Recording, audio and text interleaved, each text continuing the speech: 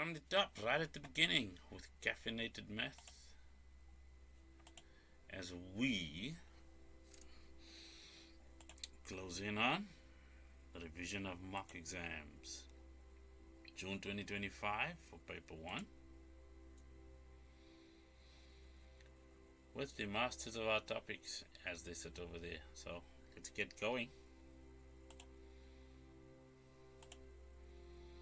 For question 1, from the depth of algorithmic theories. So for our first question, we have a quadratic equation in standard form, which means descending powers of x to 1, 0, and obviously equal to 0, which means we can deploy the zero product rule as we learned it. Which means, let's just get the factors going. That's x plus 2, x plus 7, that's all equal to 0. Therefore, look at that as a multiplied by b being equal to 0, of course. And we know it says that is true if and only if a is equal to 0 or b is equal to 0. Therefore, our x is equal to negative 2 or x is equal to negative 7. Those marks would normally be allocated as such, if they're feeling generous. Moving right along. At the bottom we have, okay, we're done with that. So let's just rewrite the equation we have for 1.1.2, which is 4x squared plus 9x being equal to 3. So let's reset this into standard form so that it says 4x squared plus 9x, and then transposing the 3 by subtracting from both sides, we get minus 3, and that's all equal to 0. That's in standard form. Now, this is key wording right here on the question paper. What does that mean? It means do not even attempt to factorize. Run straight and go for the formula. Do not pass go. Do not collect $200. So what we have here is a, the value of b over there, and then the value of c right there. And we know from our formula sheet that x is equal to minus b plus minus the square root of b squared minus 4ac. That shall all be divided by 2a. Hence our solution looks like this, minus, I like placing brackets where I used to see letters or parameters, as it were in this case, if you want a fancier word. Okay, parameters all set. So what's our value of b? That would be 9. Value of a is obviously 4, with c being negative 3, and then a again be 4. Judicious use of our calculator would yield x, the value of 0.29, or x, the value of negative 2.84, and that is if your rounding is done correctly. And we shall move right along. What we see then is for 1.1.3 we have a quadratic inequality, as it behoves any good question paper. And also we have a question with some surds in them, but let's tackle them one at a time. So our inequality is already in standard form, so let's get right to factoring it, and as we'll see, this will be x minus 5x plus 2 greater than 0, of course. And then from this we can have our critical values. Okay, critical values. Well, what are those? Well, if we have a look at the expression on the left of the inequality where it belongs, we can see that it's a quadratic expression with a positive leading coefficient of 1. The value is less important than the sign of it because a positive leading coefficient means we have an a value that's greater than 0, and thus our would-be parabola would be smiling. Now, why is that important? Well, let's have a look at our critical values. We will have that x is equal to 5. That's right, I'm using an is equal to sign. And x is equal to negative 2. Negative 2 and 5, of course, if we engage this as a number line or an x-axis, where this is the bottom of it or below the x-axis, and that area would be above it. Well, we're dealing with that. These are critical values. These are where the parabola would have crossed the x-axis or would have intercepted the x-axis had this been a graph question. So we use this little diagram to check for the area we're looking at, and as we can see, we are right above the x-axis. Thusly, x would be less than negative 2 because we are engaging this area to the left of negative 2, and also x can also be greater than 5 because that's the area being engaged to the right of 5 over there where these arms are. Remember, above, greater than. So that's the level of clarity we have over there. Let's see if we can clear the ink on the slide. Moving right along, of course. We also have 3 square root of x plus 4 being equal to x. Now, what we want is that square root of x, that principal root, to be alone because of the mechanism we'll be using to simplify this equation. So we'll have 3 square root of x, subtracting 4 on both sides, yields that as 0, and we'll have x minus 4, of course. So how do we get rid of a radical sign? That's a square root in this case. Well, we just square, but what we do on the left, we also do on the right. Thusly, we have, well, 3 squared is just 9, and the square root of x was the point of this machination over here. Therefore, we'll have what? 9x to the left. On the right, well, it's going to be x squared, and then x times minus 4, it's minus 4x, but times 2 gives us minus 8x, and then negative 4 all squared is plus 16. Well, let's transpose at 9x. Okay, so we'll have 0 to the left, and then to the right we'll have x squared minus 17x plus 16, thus giving us a quadratic equation in standard form, all ready for, you guessed it, factors. So we'll have x minus 16, x minus 1, thusly x equals 16 or x equals 1. You, however, dear learner, are not done. There is a verification stage. So if we use this stage and we punch our 16 in, of course, we don't need the squares for verification. You're free to use any one of them that works for you, dear learner. So what we'll have, of course, is that value checks out on both sides. However, this one over here will be invalid, because if we use 16, we'll see 3 times the square root of 16, which is 4, gives us 12, and then 16 minus 4 also gives us 12.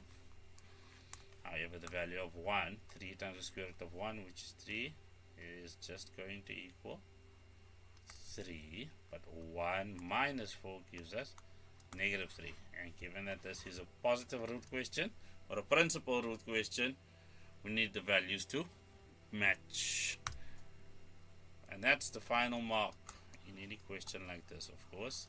It's the verification stage. I hope that was helpful. moving right along. Good old systems of equations. Step 1 since grade 11 has been to label these. Or you can go back to grade 10 if you so choose. However, there, labels applied. So, let's start with our manipulations and we'll find that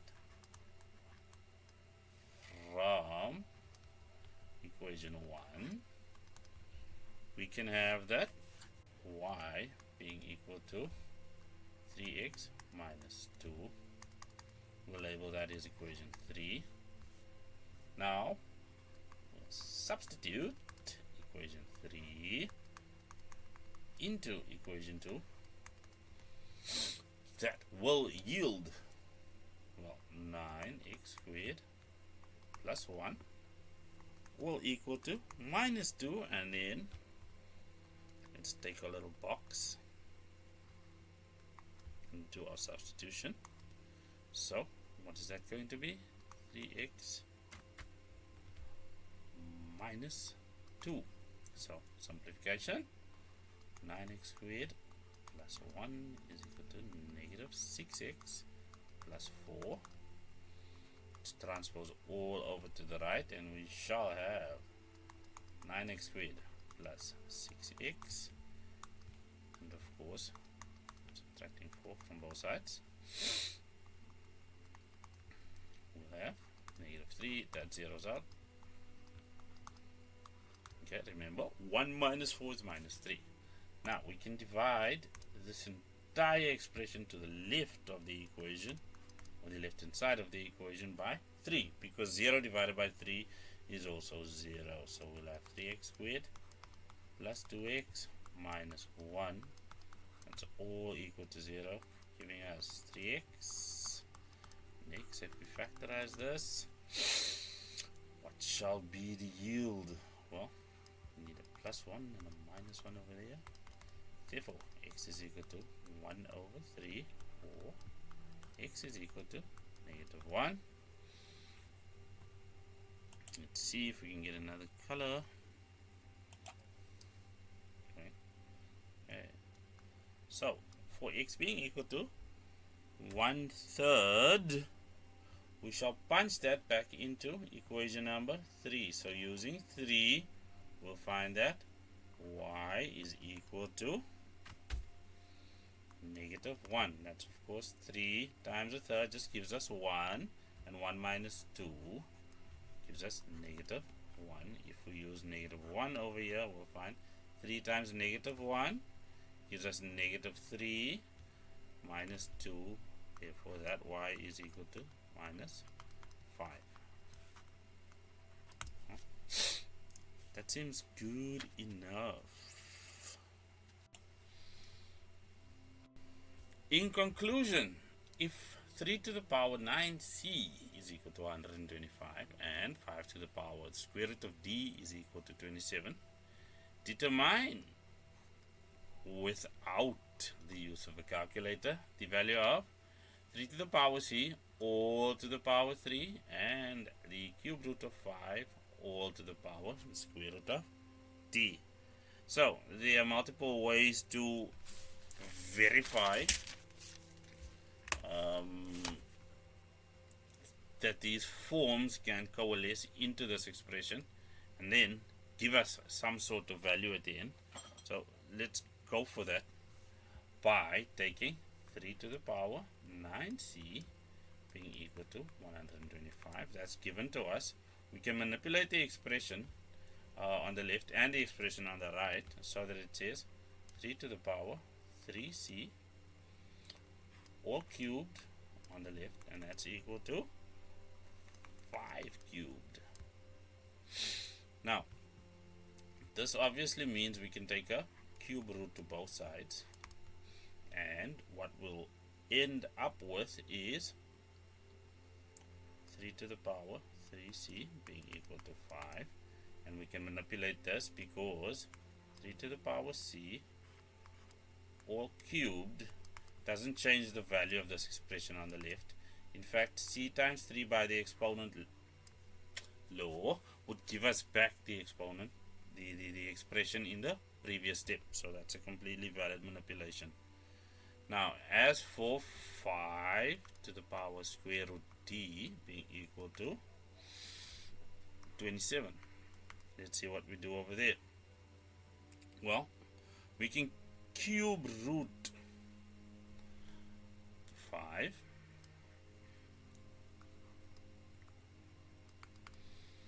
and cube it back. That would give us the exact same expression, and then not forgetting to the power square root of d, and then to the right we're just writing that in exponent form.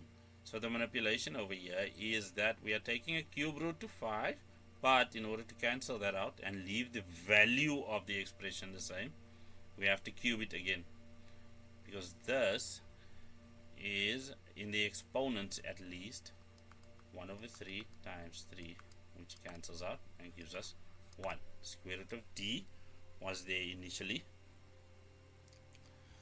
From there we can rewrite the entire expression to say cube root of 5 or to the square root of d, and then we say that that expression is cubed. Of course, we had 3 cubed. Again, we shall take a cube root to the entire equation, giving us the cube root of 5 all to the power the square root of d, and that's equal to 3. That means if we take this expression, the value we got out of that was 5, and this expression is now done over here, and that value was 3. And that, dear learner, is how that is done, or at least one of the ways. But that is our question 1 ends.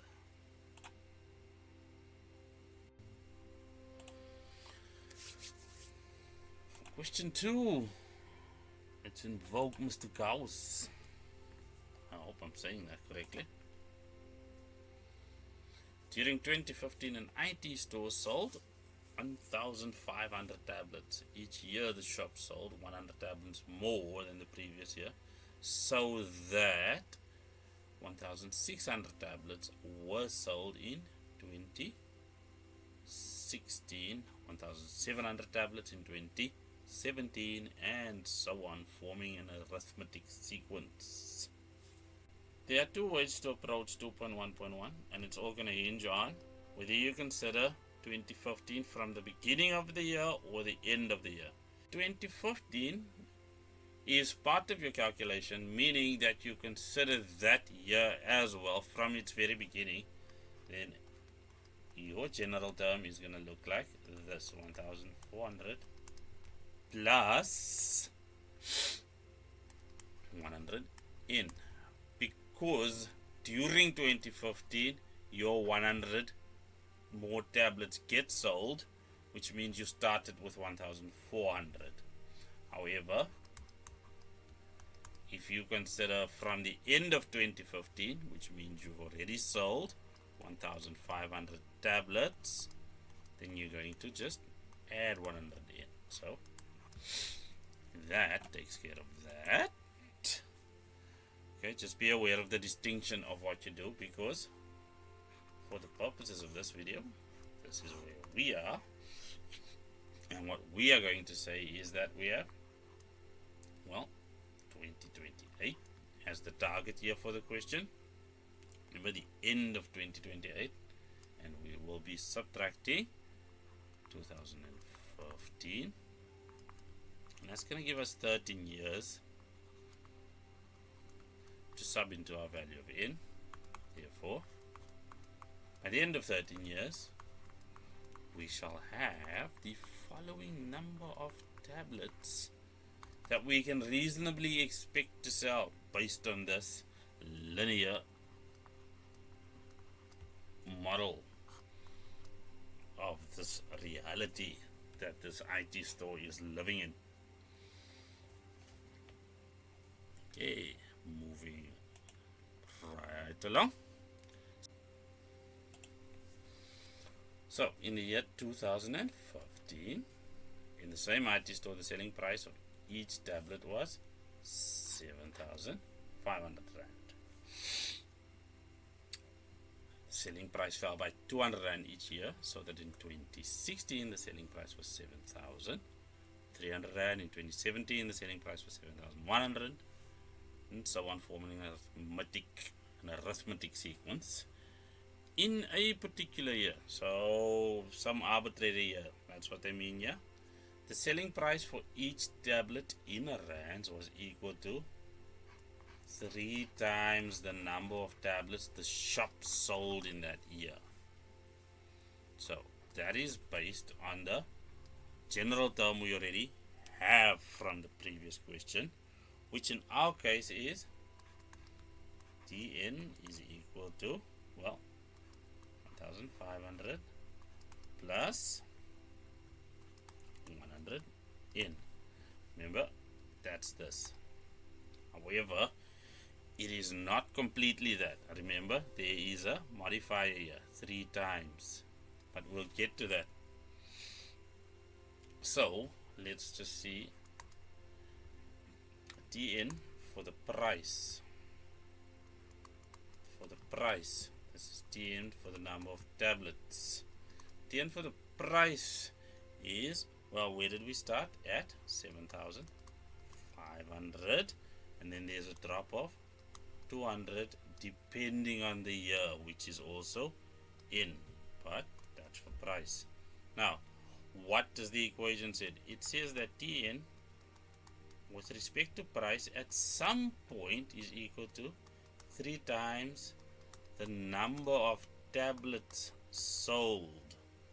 Now we can see that we just need this formula on the left hand side, so let's put it in there.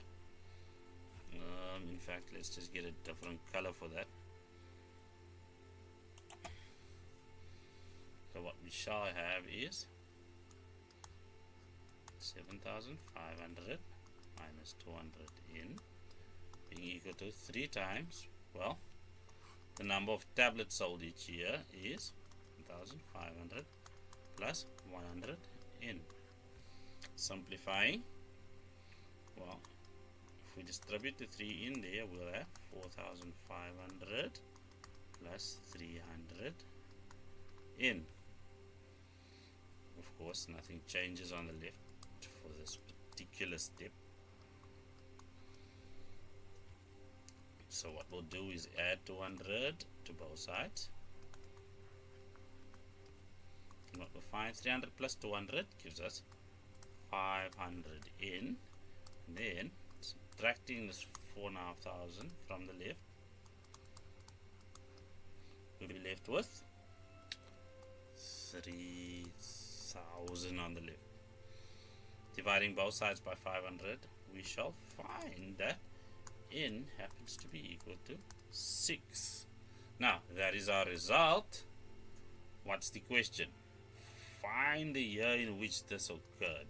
Now, remember, we can track the years by understanding where we started. So, in our case, we have 2015 plus 6 years, and that's just going to be 2021.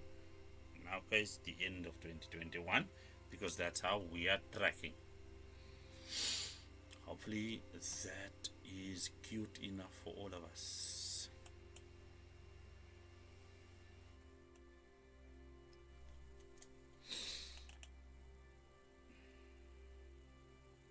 Mr. Fourier. Some patterns. So, first things first, we have some sigma notation going over here, and that is quite simple. We're just gonna need to add everything up from the bottom to the top, and we can see we start with the first term where our k value is -1, and then it moves all the way up to 10. So first things first, let's just find out how many terms we have over here. So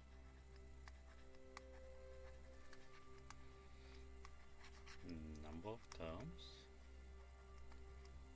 we'll have top, which is 10, minus bottom, and then plus 1, which gives us, as we can see, 12 terms. Now you can count, but that is still going to work. Then obviously we need a common difference, but we can see over there our common difference is 2. That will be the coefficient of k, because this is our general term, or Tn, which means every time we are adding 2. And then from where do we start? Well, for that we just need to take negative 1 and punch it into our general term. So 2 times negative 1 minus 3 is equal to negative 5. Now from that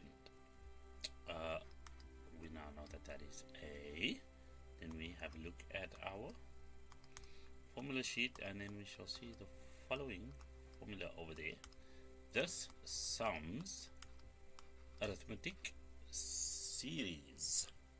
Okay, so it's a sequence where all the terms are being added, which is why we call it a series. So n in this case is 12, and then it's over 2, and 2 times that negative 5 plus, well, 12 minus 1, and then our common difference again being 2. So if we take this to its logical conclusion, we will have 6 times negative 10, that is 11. 11 times 2 gives us 22. So that is negative 12, or positive 12, my bad. So you end up with 6 times 12 gives us 72.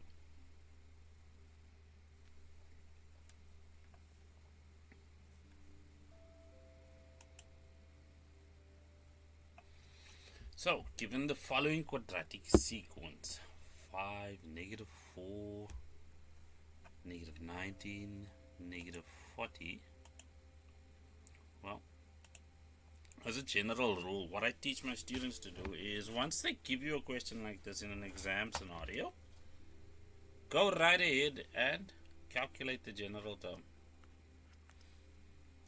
because the chances of you not needing it are slim to none.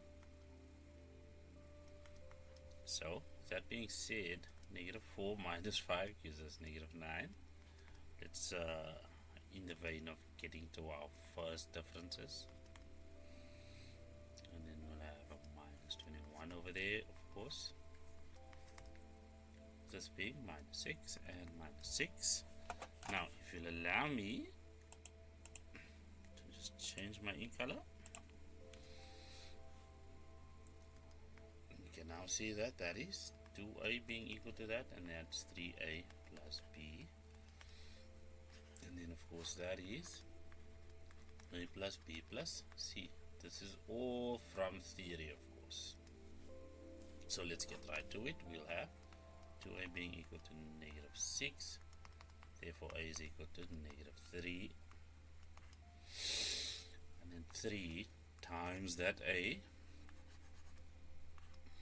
which is negative 3 of course, plus b is equal to, well, the value over there is negative 9. So we can see that is negative 9. Therefore b is equal to 0. And then finally we have a plus b plus c. The value of a is negative 3. The value of b, as we just discovered, is 0. And then c, that's all equal to 5. Therefore c, we can see if we transpose that 3 by adding 3 to both sides of the equation, we get 8. Therefore Tn, if we were to make sure everything is correctly assembled, is equal to minus 3n squared plus 8. Remember, our general term has as its base theory the fact that it's a quadratic expression that defines it. Something in the form always an squared plus bn plus c. There we have our c value, there we have our a value, and our b value being 0, of course, means that our middle term seems to be missing. It's just equal to 0, of course. So negative 3n squared plus 8. There we go. So negative 3n squared plus 8. And for that equation, we'll just say, see previous slide. You can write C above. We then obviously need to answer one more question, which wants to know which term of the sequence will have a value equal to minus 25,939. Said like no politician ever did it. So for this, we are being asked the term in the sequence, which means the value of n. The value of n. So all we have to do is take dn and make it equal to this value, which is 25,939. I'm so proud of saying that correctly. And then of course, what is dn defined as? Minus 3n squared plus 8, of course. One more time. Minus 25,939. We can then subtract 8 from both sides, which will give us negative 3n squared being equal to minus 25,947 divided by negative 3 on both sides yields n squared equal to 8,649. Thusly, n as a mathematical exercise is equal to positive or negative 93. We obviously have a positive sequence over here because that's what we're dealing with. Thusly, we're dealing with the 93rd term. Okay, because n is equal to 93. Positive version thereof. That solution. So that bit was cute, as we can see again. So there we go again. For our next question, we will turn geometric. So given the geometric series 7 plus 3.5 plus 1 3/4 plus. So we know the formula looks something like this. We can see that's the value of A, and R is obviously equal to 1 over 2. Therefore we'll have 7 over 1 minus 1 over 2.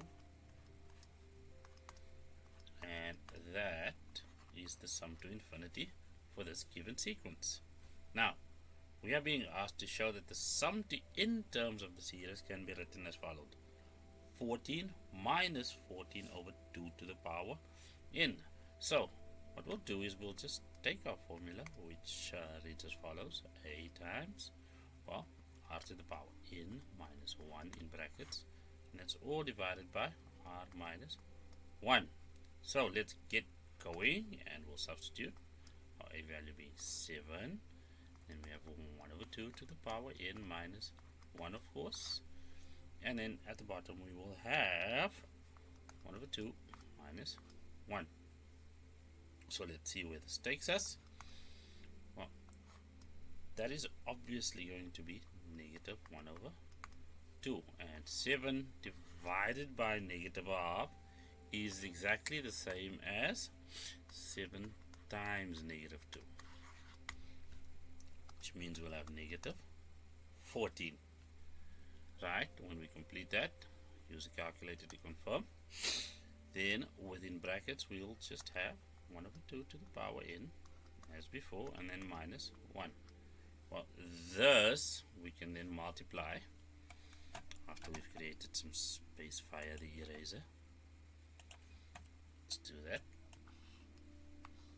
Well, from there we can clearly see that we have minus 14 over, no, not over, multiplied by 1 over 2 to the power n, and then the second one is minus plus 14, because a negative and a negative gives us positive. Now if we rearrange these terms, we can see that we'll have 14 minus, well, 1 to the power n is just 1, and 1 times negative 14 gives us that 14. There's the negative sign, and then we'll have 2 to the power n. That's just following our exponent laws over there. And that is what the question required of us.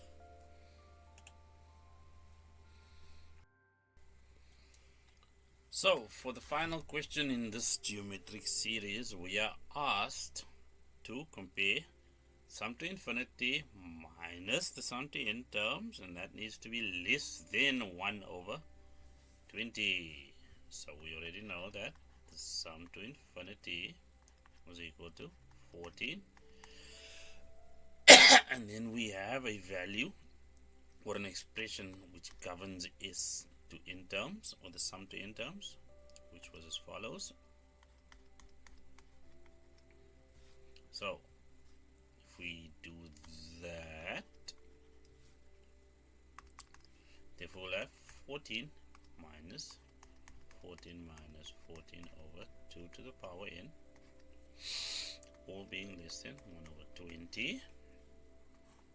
14 minus 14 is 0, and a negative times a negative gives us a positive. Therefore we shall have 14 over 2 to the power n, or less than 1 over 20. Now if we multiply both sides by 2 to the power n and by 20, we shall have 280 on the left, and that's all less than 2 to the power n. So let's complete this. We can flip that around and say it's 2 to the power n being greater than 80. We can now apply a log. Remember, the answer to a log is an exponent, and that is going to have n being greater than log with a base of 2 and 280 as our argument, and we shall find that n needs to be greater than 8,129. However, they want the smallest value of n, and in this case, because it's a series that we're dealing with, remember it's positional, so n needs to be a whole number, or an integer. Therefore n is equal to 9. It's that simple, because 9 is after 8, of course. That is going to be the smallest value of n, which should be an integer in this case.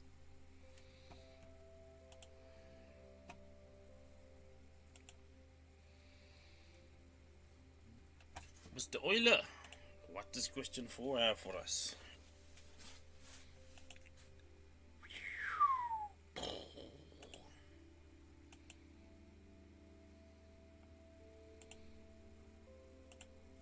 So over here we have the diagram with ax squared plus bx plus c being f of x. That is obviously the parabola. We can see here with a turning point of 4 and 7 as annotated over there. It passes through the point 0 and negative 9. There's a bit of a typing error over there. We can see the g of x is the straight line, which has that negative 9 as our c value over here. And then we can see that g also passes through 4.5 and 0.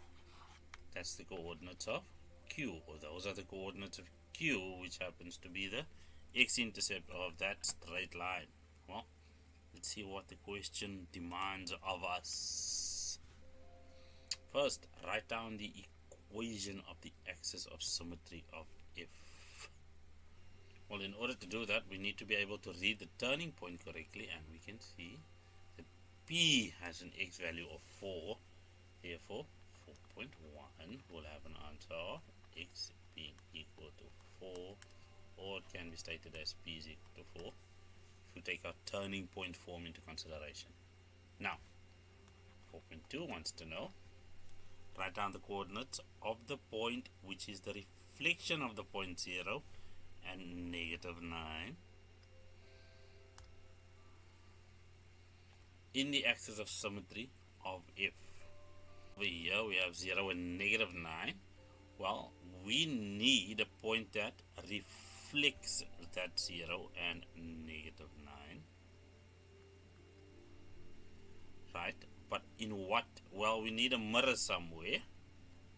And the mirror is our axis of symmetry for f, which comes right down, because that is what we were asked for, the equation for the axis of symmetry. So there needs to be some sort of mirror image of this point over there.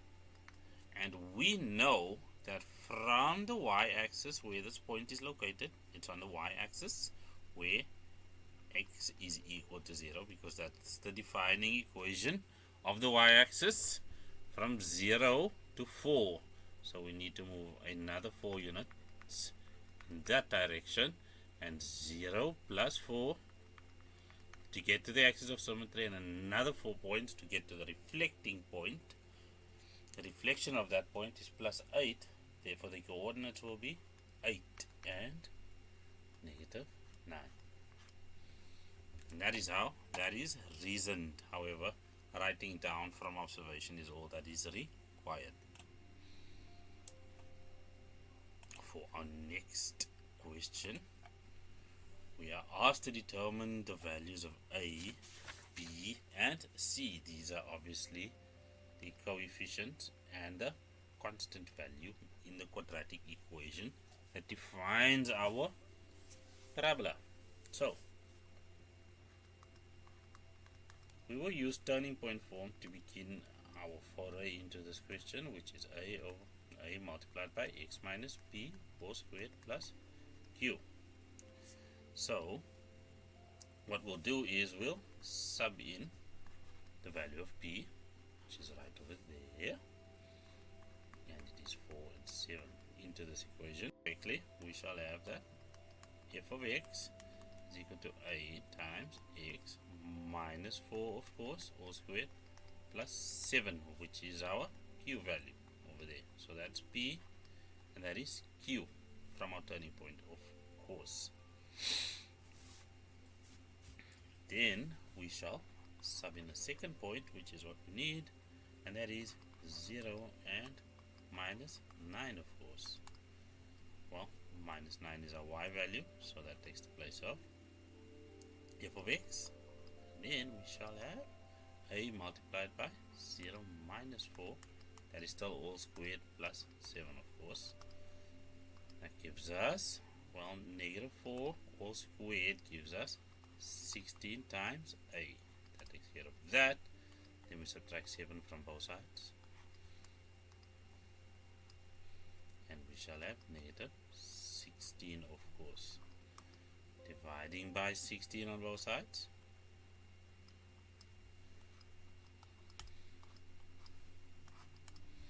we can see that therefore a is equal to negative 1. Now, following on all this, we can just take our turning point form, substitute it back into the equation, and from there we will see the values of a, b, and c. So let's do that now. So we obviously have f of x being equal to, well, our value of a is negative 1. Then we'll have x minus 4 all squared plus 7. Again, from that stage over there, and for this we'll have negative, well, of course, x squared minus 8x plus 16, and that is plus 7. Finishing this off, of course, we shall have, drum roll please, minus x squared plus 8x minus 9. Of course that will be negative 16 plus 7, which gives us that minus 9. Therefore B is equal to 8 because we have A's value stated over there, and C is equal to negative 9. Of course, I read right from over there or over there because we used it over here as well. So, moving right along. You can erase everything. No, until we need our pen back. So, 4.4. Determine the length of dr in terms of x if d is on f and r is on g. Well, they just described this, but remember, dr can be over there, it can also be over there. They just want a general equation. And how do I know that E is what they want? Well, they also state that this is parallel to the line x is equal to 0, and x is equal to 0 is just a mathematical way of stating y-axis, or more mathematical if you want it, if you want to state it that way. However, what is it? Well, the parabola is f of x and the straight line is g of x. This is the f and the g on which gr relies for its length. So dr is equal to, as just stated, f of x minus g of x, and that is equal to, well, minus x squared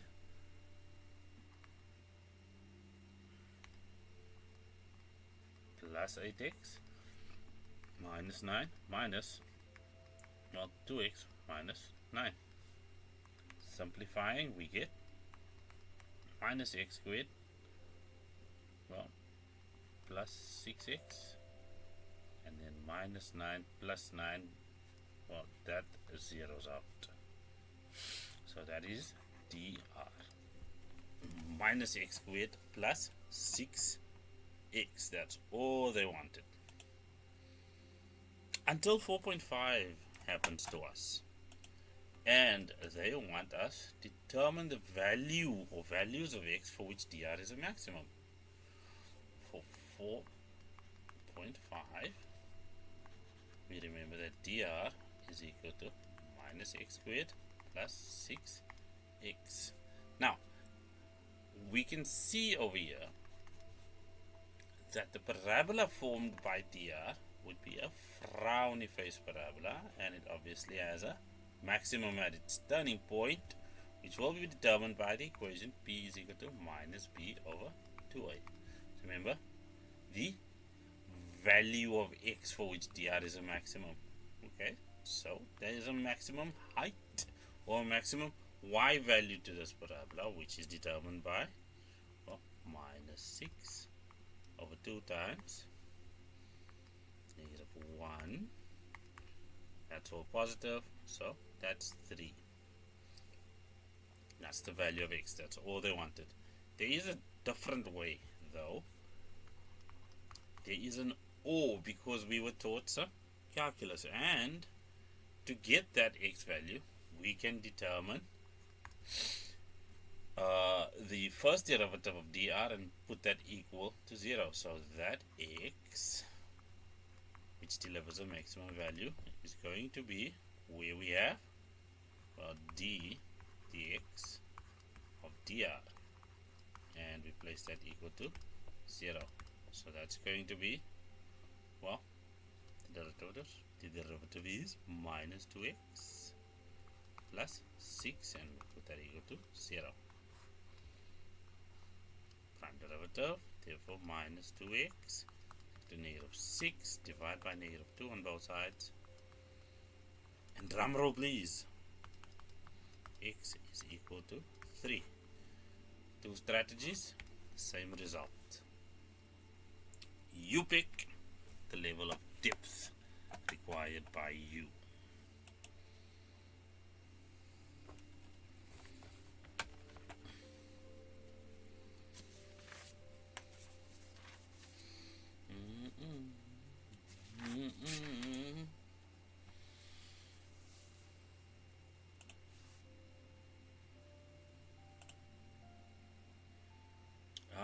Mr. Descartes. Question 5. We have a diagram which shows a parabola which is defined by g of x being equal to negative 4 divided by x plus r, and added to that is d. The asymptotes of g cut the x and y axes both at the value of 1. Okay. That being so, there's our value of 1 for the horizontal asymptote, our value of 1 for the vertical asymptote. Why is this important? They want us to write down the values of r and d. So for our purposes, the value of r is equal to negative 1 and the value of d is equal to, well, none other than 1. That's about as simple as that is. Because remember, based on what we see, our parabola has moved to the right, so the bottom should say x minus 1, rendering this value as negative 1. It has also moved up by 1 unit, and that is where t's value is equal to 1. So I think that explains that much. Moving right along, we are being asked to write down the equation of the axis of symmetry, which has a negative gradient. Well, that's under the numbering system.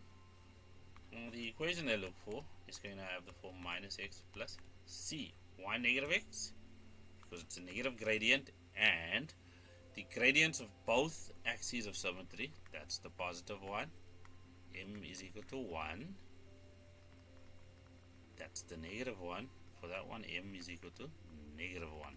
So the absolute value for both gradients is 1. One just happens to be positive and one happens to be negative. And in that, we can just substitute the x and y values that are relevant. Well, then we just substitute the values we have over here. So we'll have 1 being equal to negative 1 plus c. Therefore, c is equal to 2. Now remember what they wanted. The equation. Thusly, y is equal to minus x plus 2. Finally, they want to know if h of x is g of x minus 4 plus 3. Write down the equation of the asymptotes of h. Remember, our initial asymptote says x minus 1. We're going to subtract 4 from that. Oh, we just have a negative 4. Remember, this is for h of x. So that is our initial horizontal translation is 1 unit to the right. We are being asked to translate another 4 units to the right. Put that minus 4, and then we're being added a vertical translation of 3 is being added. Well, what are the equations of these asymptotes then? Well, for our horizontal one, we're going to have x being equal to 5 because it's positive, and then for our new vertical translation for h of x, we shall have that y is equal to 4 units as stated over there.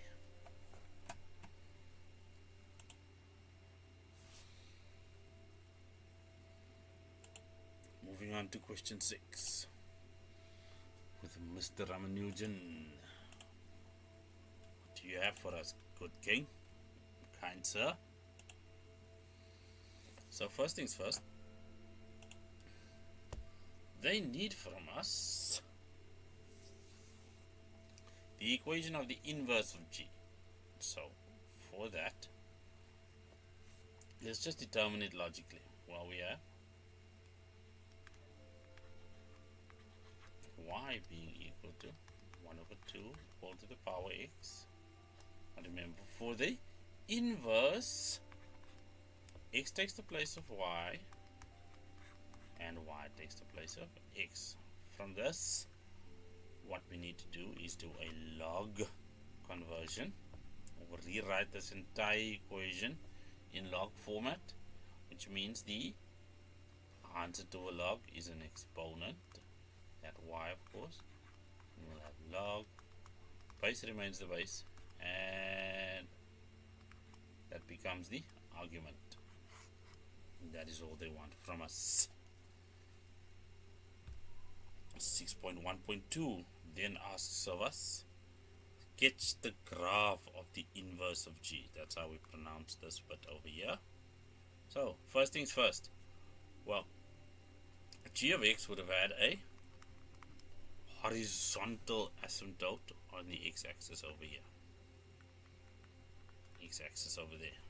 So we now need a vertical asymptote for our brand new log graph.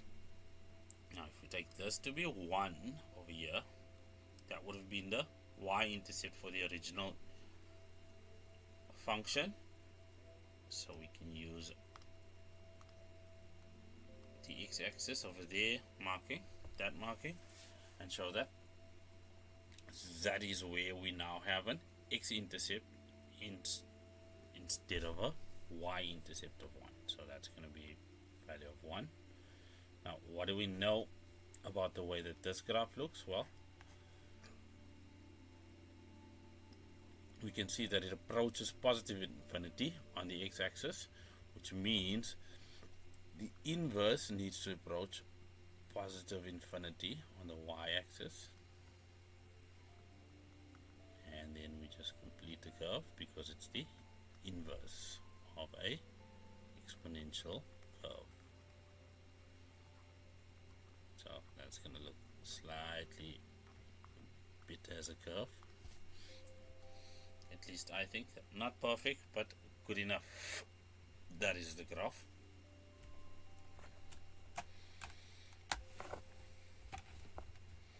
Such as it is.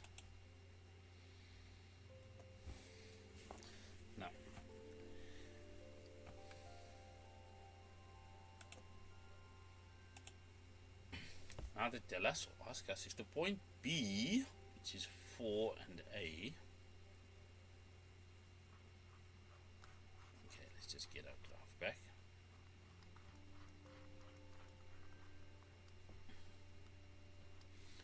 If the point B, 4 and A lies on the inverse of G, determine the value of A. Now remember what we have, y is equal to log the base of a half of 4. In this case, why am I saying 4? Well, we're subbing the x in. So this will be a fun exercise.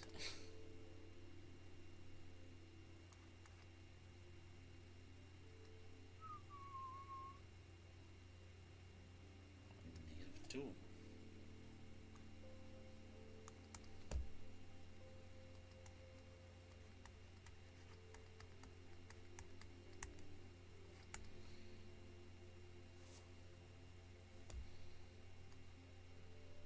Well, there's no need to do these calculations by hand. Once the substitution is done correctly, that value is going to come out as -2, of course, and that's the value of A.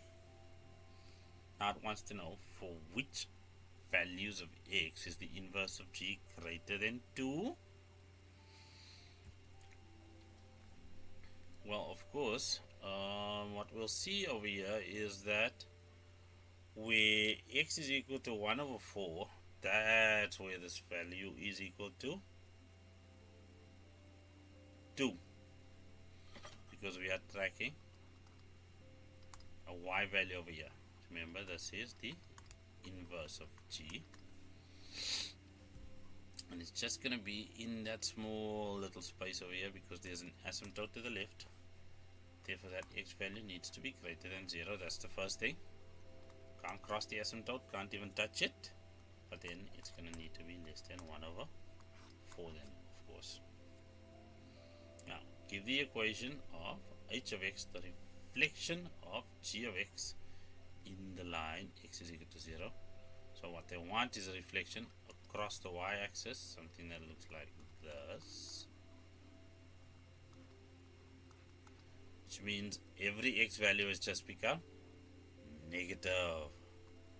Therefore, h of x is equal to negative, or g of negative x, which is just equal to, well, log with a base of half of negative x. Remember, for this to be true, x needs to be less than 0, which is going to take this argument and turn it positive. That's why that answer is correct over there.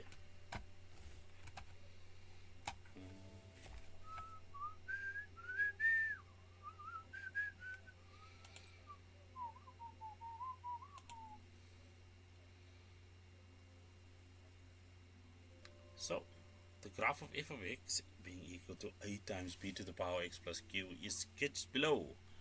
We have a value for k, or coordinates for k, which are 0 and negative 2, for r, which is 1 and negative 4. Those are on the curve. Determine the values of a, b, and q. That's what we are being asked to do over there. So what do we do in this case? Well, we have k, so we sub k, and that'll give us minus 2 as the y value, being equal to a to the power, or a times b to the power 0 minus 1. Well, b to the power 0 is equal to 1. That's sort of the point. Now we can just add 1 to both sides. That zeroes out, and we shall find that a is equal to negative 1.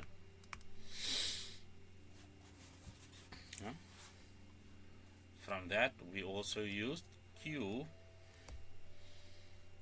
not g, q being equal to negative 1.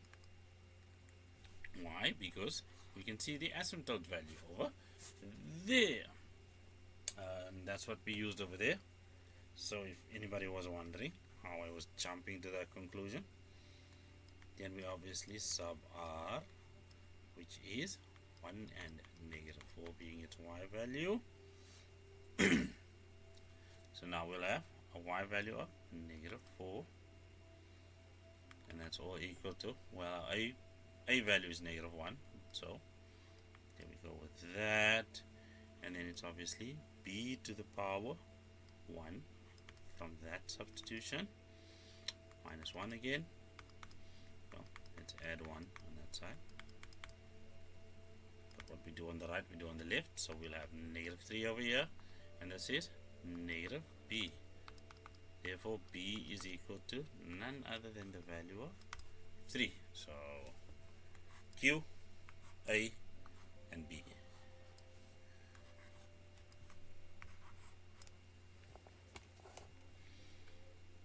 And we move. Okay.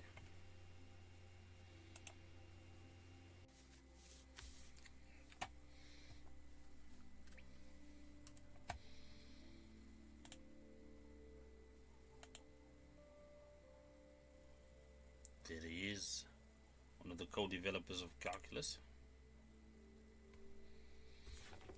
and we shall do battle with the expression that says f of x is equal to negative x cubed, and derive the first derivative from first principles. So for that, we'll need an expression for f of x plus h, which in this case is just x plus h substituted everywhere. We'll see an x.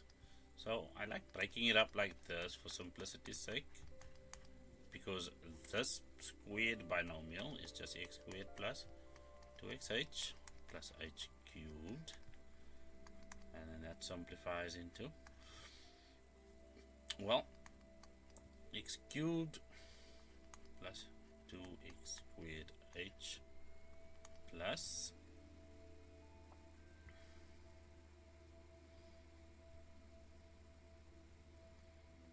xh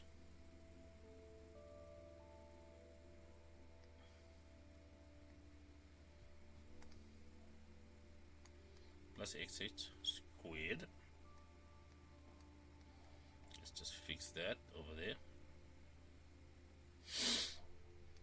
And that's obviously plus x squared h plus 2xh squared plus h cubed, of course.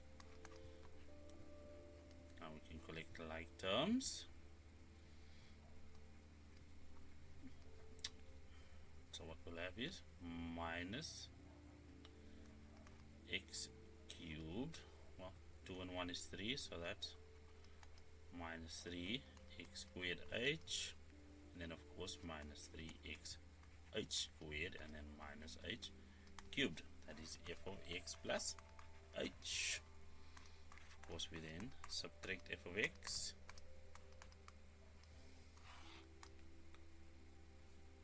So f of x plus h minus f of x. So that just zeroes out, and we'll have minus 3x squared h minus 3x h squared and minus h cubed, of course. Now remember, for first principles, we just take our formula, which is f prime of x being equal to the limit as h strives to 0 of f of x plus h minus f of x, all divided by h. And that was the reason for calculating that beast ahead of time, if I can call it that. So we'll have minus 3x squared h minus 3x h squared minus h cubed, of course, all divided by h. And then in our next step, we can factorize 1h out, which means we are left with the limit as h strives to 0 of h times minus 3x squared minus 3xh minus h squared, of course, all divided by h, and anything divided by itself is equal to 1. Now, as soon as we do the substitution of that 0 into the expression, we are allowed to drop the limit notation. So we are left with minus 3x squared minus 3x, and remember we're subbing in the 0, minus 0 squared, of course. Therefore f prime of x, that's our pronunciation, is equal to minus 3x squared as it sits right there. Now remember, after first principles we are always taught the power rule. And the power rule is the power rule because it allows us to take a legal algorithmic shortcut. So what do I mean by that? Well, algorithm in my mind is just a fancy word for follows a precise set of rules. Well, for the second term, after we've written down the first term, we have minus 7 over 2, and then by definition in our exponents the 2 becomes negative once it's in the numerator, and then 4 just remains 4. Thusly f prime of x will always be equal to the exponent multiplied by the coefficient, in this case 3 times 3 being 9, and then we subtract 1 from the exponent, so 3 minus 1 gives us 2. Let's follow the exact same procedure for the second term. Negative and a negative gives us a positive. Well, that's 2, which is the whole number 2, divided by 2, which gives us 1, and then multiplied by that 7, of course, and then we have x. Well, subtracting 1, we just have negative 3. And the derivative of a constant value is always 0. Now remember, in the question paper, we are being asked to leave our exponents positive, which means if we reverse the definition we used earlier, that negative 3 becomes a positive 3 in the denominator. Now, for this f of x, we're going to need to expand our brackets, and for that it's just the first term squared, so 2 times 2 is 4, and the square root of x squared just gives us x, takes care of the radical. Then it's first term times second term times 2, so that's minus 2 times 2 gives us 4 square root of x over, well, x, which is just the square root of x, and another square root of x. If we take that logic to its extreme, and then for our final one, a negative and a negative is positive, and 1 over x squared. So let's simplify this a little bit. So we'll have 4x minus 4 times, well, square root of x, we should remember, is just equal to x to the power half. So that's going to be x to the power negative 1 over 2, and then plus x to the power negative 2, of course, by our exponent definition. Thusly, f prime of x is just going to equal 4. 1 times 4 being 4, and 1 minus 1 is 0, and we know anything to the power 0 is just equal to 1. For the second term in our expression, we'll have a negative and a negative, gives us a positive. Positive what? 4 divided by 2, and then we'll have x to the power minus 3 over 2. And then for our final term, positive and a negative gives us a negative. X to the power what? Remember that's minus 1, and then we'll have minus 3. Well, cleaning all of this up, we have 4. 4 divided by 2 gives us 2. And then we can say, then we'll have x to the power 3 over 2, because they want positive exponents, and then we'll have minus 1 over x cubed. And that right there finishes off that section of the question. Well, if we change our ink color to yellow now, we can attack g of x, of which they want the equation of a tangent. Right, and a specific tangent where the x value is negative 1. So for this, let's just calculate the y coordinate first. So g of negative 1 is equal to, well, negative 1 cubed minus 2 times negative 1 all squared plus 3 times negative 1 minus 1, and we should find that that's equal to negative 7. Therefore our point of contact is minus 1 and minus 7. Then we need g prime of x. Why? Because we need a gradient for the tangent, because a tangent is a straight line, and a straight line has a form y is equal to mx plus c. So we need that value of m. So in this case, g prime of x is 3x squared minus 4x plus 3. But we need a very specific gradient. We need g prime of negative 1, which means we can substitute that into the x values, because that's the job of this equation. The first derivative, remember, is our gradient equation with respect to the main function or defining equation. So that's 3 times minus 1 all squared minus 4 times minus 1 plus 3. So what do we get? Well, that's just 3. That's just 4. This is just 10. So that's our gradient, where x is equal to negative 1. So using y is equal to mx plus c, we can say minus 7 is equal to, well, our m value is 10 and our x value is still negative 1 plus c, because that's all we need now. Well, that's net negative 10.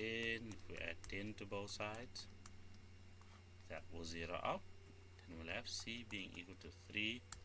Thusly, equation of the tangent. Equation is what they wanted. 10 was our gradient. Front of x plus 3.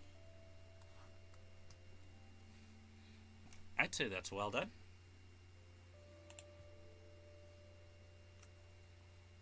Sario. Next in line, Mr. Riemann. also a great contributor to integral calculus and its development. Video, we are given the graph g of x. It has the definition x cubed plus bx squared plus cx plus 20, and it's sketched below. It intersects at -5 and 0 and at p, of course. And then we see there are turning points given as p and r. That's what they mean by stationary points. It's just a fancy way of saying the exact same thing. So first things first, we are asked to show that p is equal to 1 and c is equal to, well, not 16. C should be equal to -16 based on our question paper. So let's have a look at what we have over here.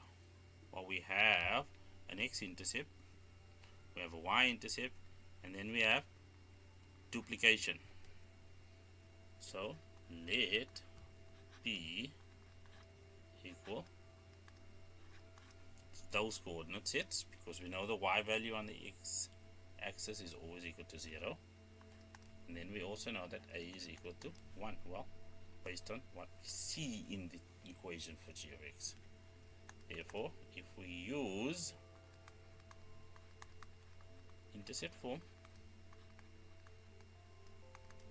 we know that g of x is equal to a, which governs the shape, and it's x minus the first x-intercept, then x minus the second x-intercept, and then x minus, well, the third x-intercept.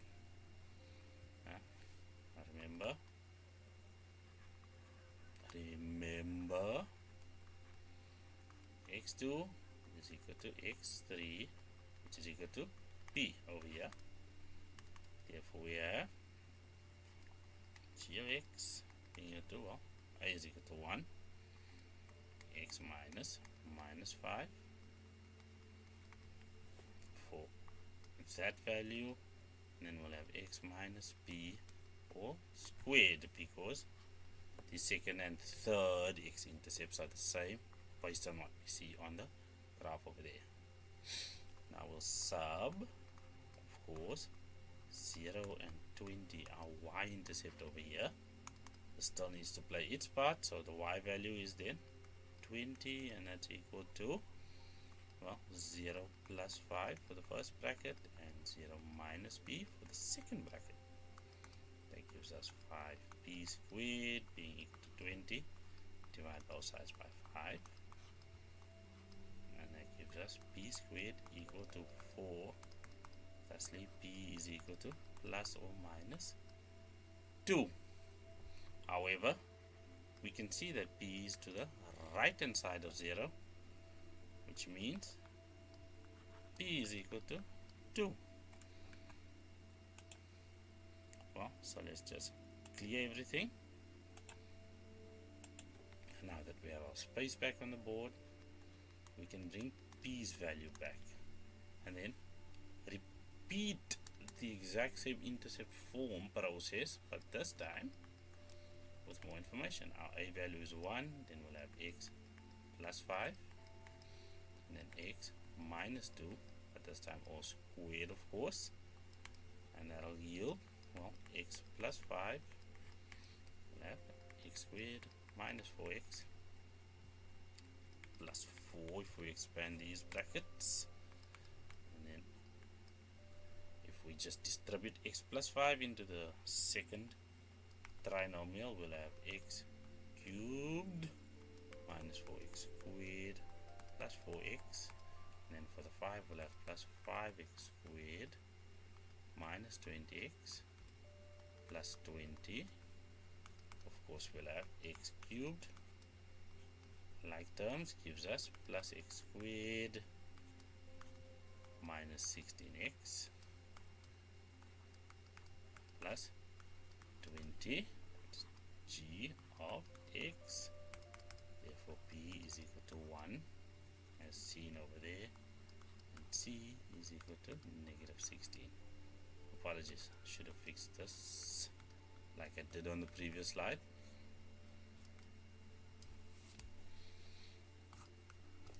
And that is that for that.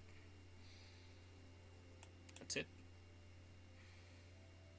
Now they want the coordinates of P and R. See if we can get a new ink color going. Yes, we can. So first things first, we must remember that g of x has equation x cubed plus x squared minus 16x plus 20. They want the coordinates of P and R. So we know that the tangents over there are parallel to the x-axis, which is just a fancy way of thinking about the fact that the gradients at turning points are 0, which means we need g prime of x, which is going to be 3x squared plus 2x minus 16, and that needs to be equal to 0 over there at the turning point. So let's see if we can factorize these. Well, of course we can. We need that, therefore x is equal to negative 8 over 3, and x is also equal to 2 at P. The y value, if we punch it back, we need to punch that back into that, of course, and we'll get 50,81. And then of course we already know that that y value yields 0, just 0. So let's pick this apart. The coordinates of P will then be 2 and 0, and the coordinates of R, which is to the left, is correctly minus 8 over 3 with a y value of 50,81, which gels with the height at which we find our R, or turning point. Now for the next one, they want the type of concavity at 0 and 20. Okay, let's get our pen back. Okay, so remember that f prime of x, which is our gradient equation, is 3x squared plus 2x minus 16, which means therefore that f double prime of x, which is our concavity equation, is 6x plus 2. Now we're not being asked to put this equal to 0. They merely want to know what kind of concavity we have at the y-intercept. Now at the y-intercept, there we go. We are given that x is equal to 0. So let's determine f double prime of 0. So that's just 6 times 0 plus 2. Well, that's 0. So that's just equal to 2, which is greater than 0. Well, what do I mean by that? Well, that's a positive concavity. Therefore, not f, but g. Ooh, fundamental mistake. Okay, probably gonna get killed over that one. But g double prime of x, and it gives us a value of 2 g double prime of 0. Therefore, g of x is concave up at 0 and 20. Well, that was the question I was being asked. That was nice being corrected by me. I was wrong. That was righter.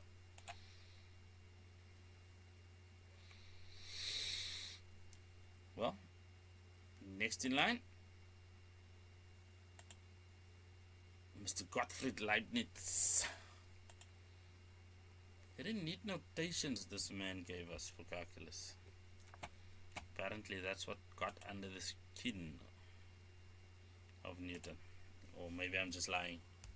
Go check on the history about their beef. Apparently it lasted 8 years. For now, let's look at the Coca-Cola company who reduced the size or the volume of the South African standard can to 330 ml. In order to reduce costs, they are looking to minimize the amount of aluminium required to produce a new can. With a radius of r centimeters and a height of 8 centimeters. Now remember, this is purely hypothetical, but the problem type is real world. So let's just see. We need to show that the total surface area of the cylindrical can is given by this. So let's just work the total surface area for the shape of this can, which is a circular prism. So it has a top, and we'll just agree that square brackets indicate area. It also has a bottom, and then it has, well, side. A side being formed by a rectangle that's been curled up in a circular fashion around the circumference of the bottom and top circles in order to form the side of the can. So the top circle, well, the area of a circle is pi r squared all day long. As I said, day and night, pi r squared, top and bottom, same thing.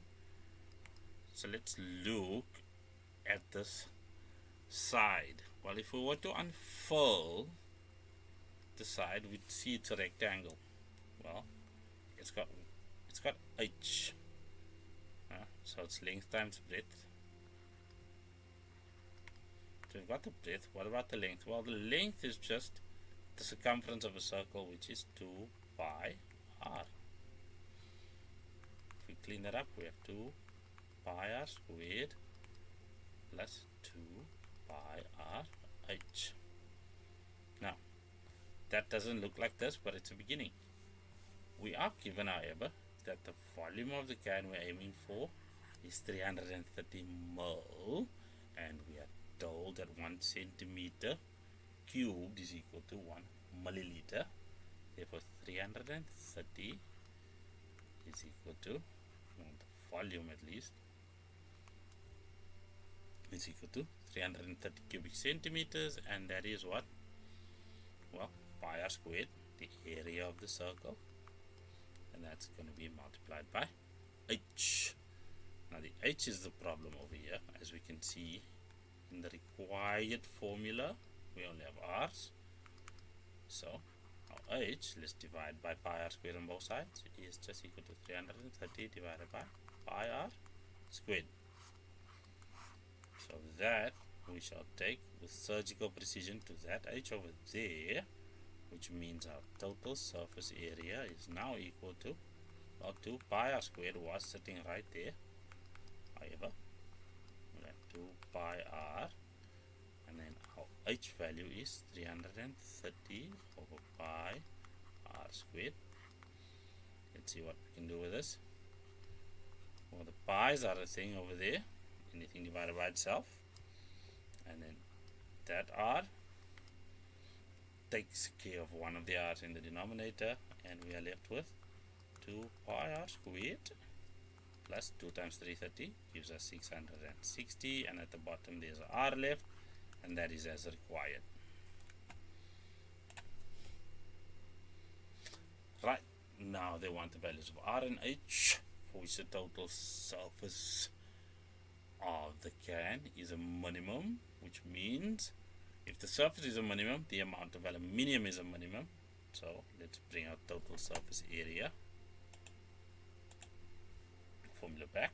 So TSA is equal to 2 pi r squared plus 660 over r. So let's just rewrite that so that we can take a derivative of it. Because remember, when we want to maximize or minimize something, we need to know where its first derivative is equal to 0. Well, this is in terms of r, so we just need dr of the total surface area. Now remember, we are deriving with respect to r, to 2 times 2 gives us 4, and then pi r. Negative 1, and then it's multiplied by the coefficient, which is 660, and minus 1 is just minus 2. Now remember, we want to equate that to 0. Okay, so what do we do with this? Well, if we rewrite it in its fractional form by acknowledging our exponent definition, we can clearly see that multiplying by r squared takes care of this denominator. So we'll have 4 pi r cubed, because times r squared does that, times r squared over there gives us r cubed.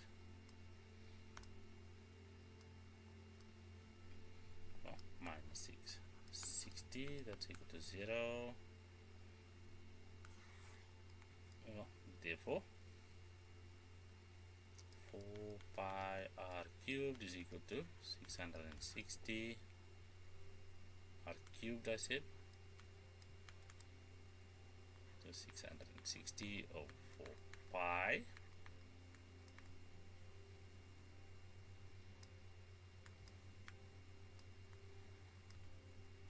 For r is just equal to the cube root of that, which ends up being, drum roll please,